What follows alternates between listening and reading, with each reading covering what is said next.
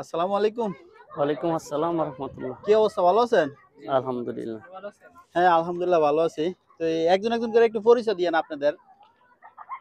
আমাদের দেশের বাড়ি নারায়ণগঞ্জ। পুরা পুরা পরিচয় দেন। আপনার নাম কি? নাম বলেন। আমার নাম শাহাবুদ্দিন। হুম। আমার দেশের বাড়ি নারায়ণগঞ্জ আর আজাদ থানা 14 মুজা ইউনিয়ন পড়ছে।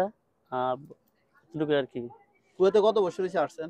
কুয়েতে 2 বছর হয়েছে। 2 বছর। কি বিষয়ে আসছেন? এডি বলতে খাদিম ফ্রি বলতে আর কি। খাদিম ফ্রি ভিসা। যেটা, হ্যাঁ, খাদিম তো এই ফ্রি। খাদিম ফ্রি ভিসা কিরকম সুযোগ সুবিধা? সুযোগ সুবিধা আলহামদুলিল্লাহ। বর্তমানে দেশের পরিস্থিতি তো তেমন যেটুকু আছে না আছে, আলহামদুলিল্লাহ আছি ভালোই। কিন্তু কাম পাইলে ভালো আর কি। আর যদি কাম কাজে যদি কোনো কেউ চাকরি জায়গা কি আসে যাই লেগে, তো মনে করেন একটু 2-1 মাস বইয়ে থাকা লাগে, তখন চাকরি পাইলে আলহামদুলিল্লাহ ভালো থাকে আলহামদুলিল্লাহ। তা আপনি যে কুয়েতে আসছেন, কাজ শিখে আসছেন? না না, কোনো কাজ শিখে তো না। কাজ শিখে আসলে কি সুযোগ সুবিধা, আর কাজ না শিখে আসলে কি অসুবিধাটা? কাজের উপরে যে কাম শিখে কাজের প্রতি একটা ডিমান্ড থাকে আর কি। কেউ কারেন্টের কাম শিখেলে কারেন্টের প্রতি ডিমান্ড থাকে, কেউ সাববাগের কাম শিখেলে পাইপ ফিটারের কাম ওইটির প্রতি একটা ইয়া থাকে। আপনি তো এইটি কাজ তার শিখে আঙ্গ এখন আসেন নাই। না না, এখন আপনি বর্তমানে কি কাজ করতেছেন? এখন আমি বর্তমানে হারাজের ডিউটি করি, নতুন বিল্ডিং বানায় হ্যাঁ, হ্যাঁ। বিল্ডিং এর ডিউটি বয়ে থাকি। কাজে আঙ্গ হালকা কাজ বাজ দেখাশোনা মানে কাজ। হারেস তো অনেক বাংলাদেশের বুঝে না, হারেস কি এটা তো আরবি শব্দ, বাংলাতে কি হয়? বাংলাতে মানে একটা বাসার আমরা দেখাশোনা করি, দেখাশোনা করেন। হ্যাঁ, নতুন আপনার বাসা কাজ বানায়। কি, সুবিধা অসুবিধা নিয়ে একটা কথা বলেন। আমরা সুবিধা অসুবিধা এতটুকু হয়, আমরা মালটালা আসলে কুয়েতের খবর দেই জানি এই মাল আইছে, এই মাল আইছে, রাখলাম। কাজের লোক আইলে কাজের লোকে করে আমরা ফোন করে বললে দিই জানি এতজন লোক কাজের আইছে। আর হেরা হেরা আইছে, মনে করেন কারেন্টের লোক আইলে কয়ে দেই, যেন পানির লোক আইলে পানির লোক হেরা করে কয়ে দিই যেন এই লোক আইছে, এতটুকু বাস।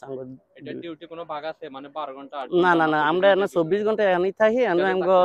সবসময় বিল্ডিং এর সামনে থাকা পরে সবসময় আমরা আজাইরা এবং সবসময় ডিউটি। মানে এই যে আপনারা এই ডিউটিটা করেন, ঠিক আছে, আপনারা তো মনে করেন বা এই যে বাড়িটা টেক কেয়ার মানে পরিচালনা আপনারা করেন, মানে কোনো সমস্যা হইলে, কারেন্টের সমস্যা হোক, সাববাগের সমস্যা হোক, মানে যে কোনো সমস্যা আপনারা সমাধান করেন। যে কোনো সমস্যা হলে খালি আমাকে কামে খালি ফোন দেওয়া বাস, আর আমার কোনো কাজের কোনো ইয়া নেই, কাজ করার কোনো দায়িত্ব না। আমরা ফোন দিয়ে খবর দিব, যারা যে লাইনে কাম করে এই লাইনের লোক আইব, কারেন্টের সমস্যা হলে কারেন্টের লোক আইব, পানির সমস্যা হলে পানির লোক আইব। ছুটি আছে আপনাদের সাপ্তাহিক মাসিক এরকম কোনো ছুটি মুটি নাই, এটা সারাদিনে ছুটি, সারাদিনে ডিউটি, এই বাস। ছুটি আমরা কোনো নির্ধারিত কোনো ছুটি নেই। এখানে কাজ করলে মানে মোটামুটি নতুন অবস্থা স্যালারি কিরকম হতে পারে? স্যালারি নতুন আর পুরানো এমন কোনো এদিকে কোনো ইয়া নাই। এটা কি অভিজ্ঞতা নিয়ে না? অভিজ্ঞতা তেমন কিছু নাই, কেলে এটা খবর দেওয়া হয় কাম। আচ্ছা, অভিজ্ঞতা কিছু নেই। বাসার ক্ষেত্রে বাসাটাকে জানাটা জরুরি। বাসা জানলে তুমি কাজের একটু নিরাপত্তা জানা একটা মানুষের। আমি কাজে আমারও জানের হায় যেন বাসা জানি না, অনেক জন্য পানিরা যদি আমি অন্য কিছু দিই তো সেটা ধর বুঝতেছে না। সহজে বুঝানো যায়। বাসা জানলে বাসা নিজের লাগে ভালো, সবথেকে বেশি পরের দিছি পরে। এখন যারা নতুন মানে কাজে যেতে চায় আর কি করতে চায়, তাদের জন্য আপনার কোনো পরামর্শ আছে কিনা? যা নতুন যারা এই দেশে আসবো, সবাই তার দেশ থেকে বাসা শিয়া সম্ভব না। যারা শিক্ষিত ফলাফাই না, যারা কিছু ইংলিশ জানে, যারা শিক্ষিত যারা 2-1 আরবি টারবি মোবাইলেতে শিক্ষালা, হ্যাঁ লাগে অনেক ভালো। আর যারা বেশিরভাগ বুঝে না, হ্যাঁ লাগে তো কিছু কষ্ট। এতটুকু বাসাটা প্রথমত জানতে যায় আর কি। ইয়ার পরে ডিউটি কোনো কষ্ট নেই, আমরা যে লাইনে ডিউটি করি এই লাইনে ডিউটি কোনো কষ্ট নাই। ইনশাল্লাহ আমরা আছি, আলহামদুলিল্লাহ ভালো আছি। এতটুকু বাস আমরা জানি যেটা। ভাইয়ের পরিচয়টা দেন। হ্যালো, আপনার পরিচয় দেন। আমার নাম মোহাম্মদ সুজন, আমার থানা হচ্ছে 2.5, জেলা নারায়ণগঞ্জ। তো কত বছর হয়েছে? 1.5 বছর হয়েছে আমার। 1.5 বছর হয়েছে। আপনি কি বিষয় আসছেন? আমি মূলত সাইক বিষয় আসছি, যেটাকে খাদেম সাইক বলে। সাইক খাদেম, আমি সাইক বিষয় আসছি, বাট আমি ড্রাইভিং লাইসেন্স করতে পারিনি। এই জন্য মানে যে কফিল আনছে ওই কফিল আমাকে লাইসেন্স করে দিচ্ছে না। উনি বলছে লাইসেন্স করতে হলে তোমাকে আরো টাকা পে করতে হবে, আরো টাকা দিতে হবে। এই জন্য আমি লাইসেন্স করতে পারি নাই, বাধ্যতামূলক এখন আমাকে হারেজে ডিউটি করতে হচ্ছে। আর এই দেশে মনে করেন আমাদের দেশের আইন আর এই দেশের আইন অনেক পার্থক্য। এই দেশে যারা নতুন আসবে তাদের উদ্দেশ্যে কিছু বলেন, কি কি করতে হবে, কি কি করা যাবে, কি কি করা যাবে না, মানে একেবারে সব এ টু জেড সব কিছু বলেন। আমি যদি এখানে বলতে চাই, এখানে অনেক ধরনের ভিসা ক্যাটাগরি আছে। এখানে ভিসা ক্যাটাগরির উপর এটা ডিপেন্ড করে। মূলত আমি যতটুকু জানি এখানে সোন ভিসা আছে, এটা হচ্ছে খাদেম ভিসা আছে, আর এটা হচ্ছে কোম্পানির ভিসা। মূলত এক এক ভিসার ক্ষেত্রে এক এক আইন। আমাদের যে ভিসা, এই ভিসা সম্পর্কে আমি বলতে গেলে আমরা শুধু বাসায় কাজ করতে পারবো, শুধুমাত্র কুয়েতের বাসায় কাজ করতে পারবো। আমরা যদি বাহিরে কোথাও কাজ করতে যাই তাহলে এটা আমাদের জন্য রিস্ক। যদি পুলিশ আমাদের ধরতে পারে তাহলে আমাদেরকে সফর করিয়ে দিবে। তো এই ক্ষেত্রে আমাদের অনেকটা লস হয়ে যাবে। আর এই দেশে কিভাবে চলতে হবে, এই দেশের আইনগুলা মানে যে এখন নতুন, আপনি তো মনে করেন মোটামুটি ডাইভিং এর যেহেতু জানেন, মানে মোটামুটি ডাইভিং এর সম্বন্ধে সবকিছু আইডিয়া আছে, তো ডাইভিং ভিসা আসলে দেশের থেকে লাইসেন্স করে আনলে সুবিধা, না এই দেশে আনলে আসলে লাইসেন্সটা করলে সুবিধা, এই বিষয়ে একটু কথা বলেন। আমার মতে আমি এখন যেটুকু বুঝতেছি, যদি দেশে বাংলাদেশের লাইসেন্স থাকে তাহলে এখানে লাইসেন্সটা বানাতে আমাদের একটু ইজি, ওটা থেকে এটা ট্রান্সফার করা যায় ইজিলি। সো এটা আমি মনে করি এটা ভালো হবে যদি বাংলাদেশ থেকে কেউ লাইসেন্স নিয়ে এখানে আসে। আর এই দেশে তো আপনি আসছেন, আসার পরে দেখতেছেন কাজ শিখে আসলে কেমন সুযোগ সুবিধা, আর কাজ না জানলে কেমন সুযোগ সুবিধা? অবশ্যই আমি যেহেতু হাইরেজের কাজ করি, আমার বিল্ডিং এ অনেক ধরনের লোক কাজ করে, যেমন প্লাম্বারের লোক কাজ করে, ইলেকট্রিশিয়ান কাজ করে।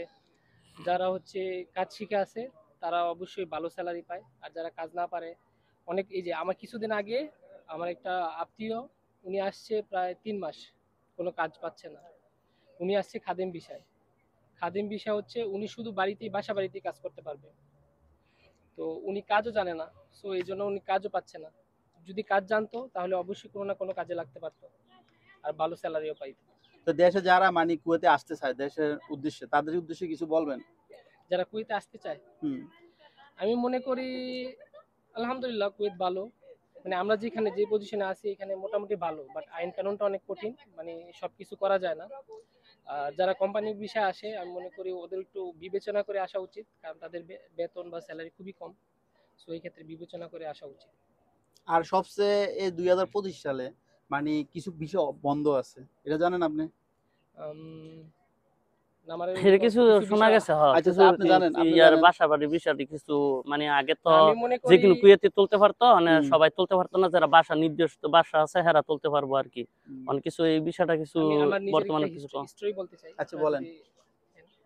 আমি স্টুডেন্ট ছিলাম, আমি এসএসসি কমপ্লিট করছি, তো এখানে আসার আগে আমাকে বলছিল যে তোমারটা ফ্রি ভিসা, তুমি কুয়েতে আসার পর সব ধরনের কাজ করতে পারবা। বাট এখানে আসার পর আমি দেখতেছি আমি কোনো কাজই করতে পারতেছি না। আমার একটা ফ্রেন্ড আছে, ওর হচ্ছে সোন ভিসা, হচ্ছে রেস্টুরেন্টে কাজ করে, তো আমাকে বলছে তুই এখানে আস, এখানে যদি তুই কাজ করিস তাহলে তোর ভালো একটা স্যালারি হবে। তো আমি ওইখানে ম্যানেজারের সাথে কথা বলি, তো ম্যানেজার বলছে ওকে ঠিক আছে, রিকোয়ারমেন্ট অনলি ইংলিশ জানতে হবে।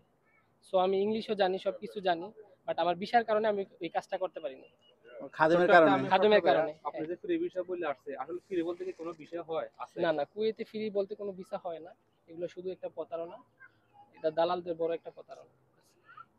ফ্রি বলতে কি এতটুকু ফ্রি না, আনি না জানা আমরা জানো মন চাই তো কাজ করতেছি। এই যে ফ্রি বলতে কি, ফ্রি কি আমাদের বাংলা ভাষা যে কফিল আমাদের মূলত হচ্ছে বাসা বাড়ির বিষয়। কফিল হচ্ছে নিজের টাকা নেয়, টাকা খেয়ে আমাদের বাইরে ছেড়ে দেয়, তো পরবর্তীতে যখন আমরা আকামা লাগাতে যাই তখন বাংলাদেশের টাকা প্রায় 3 লাখ 4 লাখ টাকাও লাগে 2 বছরে। আমার সাথে এরকম হয়েছে, তো আমি এটা নিয়ে অনেক টেনশনে আছি কিভাবে আকামার টাকা দিব। সো এটা আমি মনে করি এটা এগুলো বিবেচনা করে আসা উচিত। আচ্ছা যাই হোক, অনেক গুরুত্বপূর্ণ কথা বলছেন। এতক্ষণ যে আপনারা দুজন কথাগুলো বলছেন এগুলো কি মানে সব সত্যি? তো সত্যি, আমরা তো নিজের একটা ঐতিহ্য তুলে দিয়েছি, মানে নিজের আমরা যেটা করি এটা কইছি আর কি। আপনাকে তো আমি সত্য আর মিথ্যা কিছু না। এখন কোন জায়গা থেকে কথাগুলো বলতেছেন একটু বলে দেন। আমরা এখন কথা বলছি কুয়েতের শহীদ পার্ক থেকে, কুয়েত সিটির পাশে। কুয়েত সিটির পাশে আর কি শহীদ পার্ক। ওকে, অসংখ্য ধন্যবাদ। ভালোবাসা অবিরাম, সাপোর্ট চাই অল টাইম। আর কে কোন ধরনের ভিডিও চান ইনশাআল্লাহ কমেন্ট বক্সে কমেন্ট করবেন। আর আমরা তো যে জায়গায় আছি লোকেশন তো বলে দিছি, শহীদ পার্ক, এটা কুয়েত ইন্টারন্যাশনাল শহীদ পার্ক, ঠিক আছে? কারণ অনেক বাঙালিরাই এটা চিনে না, তো আসলে এখানে আসবেন, অনেক ঘোরার সৌন্দর্য, জায়গাটা অনেক সৌন্দর্য। আপনারা কতদিন পর আসেন এখানে? না আমি এখানে প্রথমবার আসছি। আপনি প্রথমবার আসছেন? আমি সপ্তাহে আসি আর কি, আমি তো এখানেই থাকি, আমি দাসমা থাকি। আপনি তো আসমা থাকেন, আপনার এই পার্কে কেমন লাগে ঘুরতে? একটু ভালো লাগে, এইজন্যই আসা আর কি। আর এইখানে এই যে পার্কটা মনে করেন আমাদের দেশে হলে মনে করেন প্রবেশ মূল্য কত নিত? অনেক টাকা নিত, এনা তো কোনো টাকা নাই। এখানে গাড়ির পার্কিংও সুন্দর, সবকিছু নিজের বাজে একটু ঘুরা গাইরা যায়, মনটা ভালো লাগে। আমরা তো সবসময় লোক টোক থাকে না রুমের ভিতরে, একা একা থাকি, এখানে আসি 2 ঘন্টা 3 ঘন্টা থাকি, মনটা একটু ফ্রেশ হয়, এই জন্য একটু আসা আর কি। আমি আসি পাশে তো, এই জন্য আমি প্রতি সপ্তাহে আসি আর কি। ওকে স্যার, আমাদের ভিডিওগুলো ভালো লাগলে আপনারা ইনশাআল্লাহ সাবস্ক্রাইব করবেন, পাশে থাকবেন। আর আমরা আছি সকল প্রবাসীদেরকে নিয়ে ভিডিও বানাই, তো আমাদের ভিডিওগুলো ভালো লাগলে ইনশাআল্লাহ সাবস্ক্রাইব করবেন। ওকে, আল্লাহ হাফেজ।